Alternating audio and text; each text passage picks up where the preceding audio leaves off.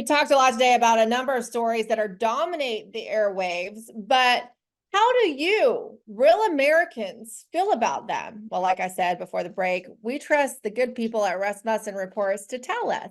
So let's start with the weaponization of the federal government, which is, of course, on full display on the Hill in multiple hearings today. Rasmussen has been at the forefront of exposing this huge disconnect. Americans are highly suspect of the intelligence community's meddling in U.S. elections. Over half of voters surveyed believe that it is very or somewhat likely that intel agencies will influence the 2024 elections outcomes. Half of Americans are no longer blind to the fact that these intel agencies have their own political motives, that they have nothing to do with the people, with representing the American people's best intentions or securing the country. They're running psyops and influence operations to manipulate the American people. This is, un-American at best. Speaking of disturbing, over half of Democrats surveyed don't believe, however, that Congress should certify a Trump victory in the 2024 election. Now, these are the same flaming hypocrites that accused Donald Trump of illegal behavior for legally challenging the rigged 2020 election and smear Republicans who sought to send suspect election slates back to the states as traitors and insurrectionists. Now, they outright just don't want a Trump election certified, no matter what it looks like on election day. And the election hasn't even been held yet. Mark Mitchell, the Vice President of Operations for Rasmussen Reports, joins us today after a while. It's good to see you again, Mark. We're glad to have you back. Yeah, it's great to be back, and sorry for the wait. Complicated business, but I'm here and happy to report more numbers and a lot of interesting things going on, like you said.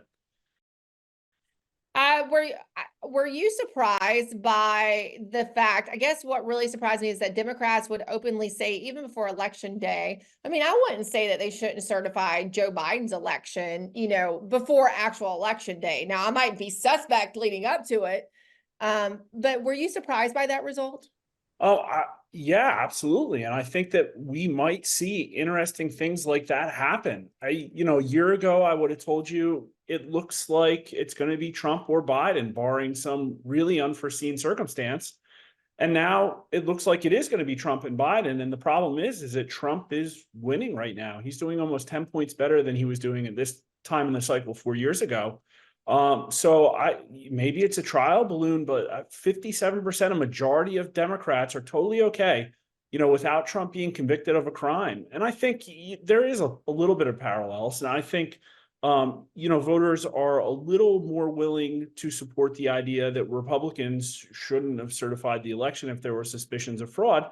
But Democrats do have very strongly held suspicions that Donald Trump has done criminal things. And the media has been supporting that narrative for many, many years now. So I think that there's probably some level of equivalency.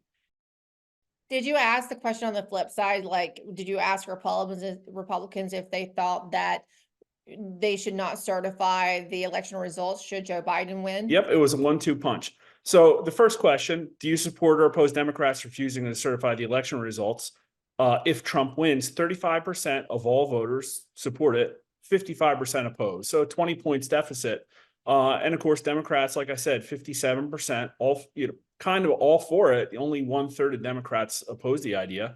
And independents, 31 to 57. So they don't really like this idea. But the next question was, should House Republicans have refused to certify the election if they believed the results were fraudulent?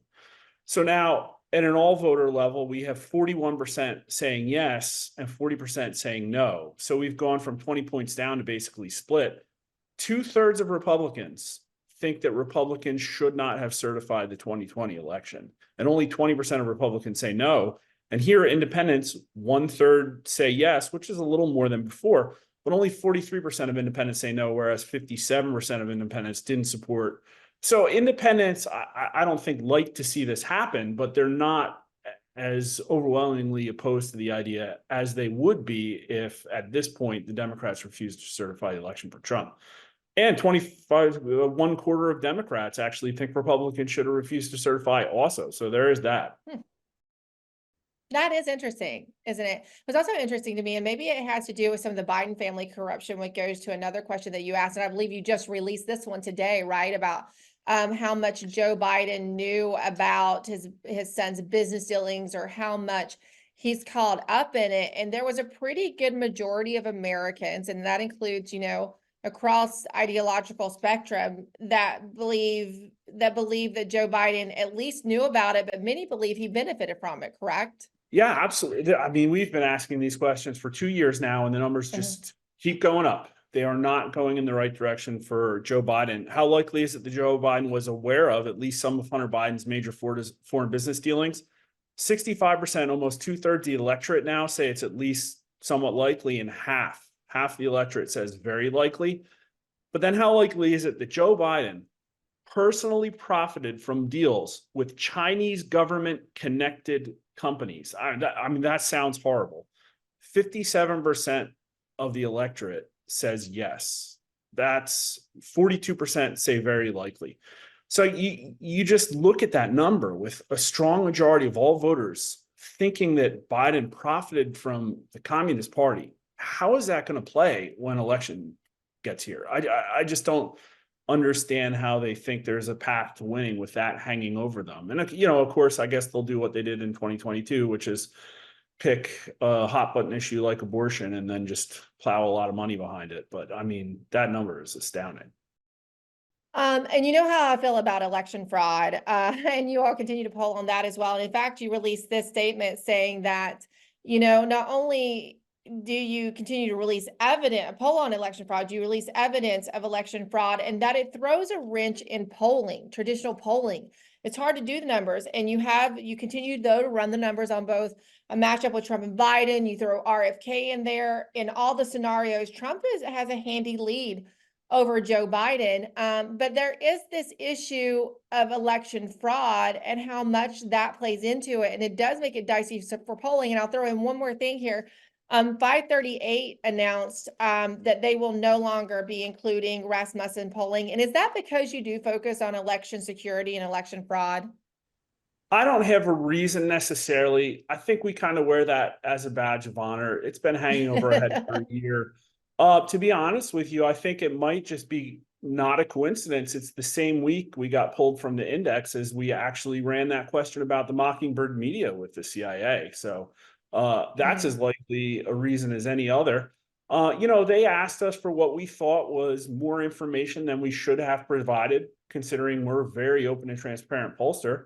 And we refused to meet their demands. And luckily, they're not relevant anymore. Now it's election fraud that people can come to our Twitter feed, and I think we do a real good job actually citing source material, government-driven investigations. This isn't, tinfoil hat theories. There are investigations and court cases and releases that people can read through. And it's important because, only half of polling is going out and asking the questions. The other half is trying to figure out what the electorate looks like and adjusting the results to match that. And if the electorate keeps getting bigger in ways it shouldn't, then it makes all polling invalid. And if you have incrementally increasing election fraud year after year, it's going to get baked into pollsters' weightings. And we have no idea how big the electorate is if that's the case. So we have a vested interest in absolutely figuring that out. And then I think, really this other aspect of, understanding the impetus behind these. I have a really good video I think people should look at. Republicans have a lot of needs. Republican voters tell us that their leaders aren't meeting. And I cut a recent video on YouTube that goes into why I thought Trump won the GOP nomination. And the reason is because nobody else was addressing these issues that Republicans have concern on, which is weaponization of government, election fraud, vaccine safety, and all these other topics. And Trump is, and that's why they gravitated towards him. And that's what you continue polling on. And that's why we love you all. It's so good to see you, Mark Mitchell. I'm so glad you're back. Thanks for joining us today. Great to be here.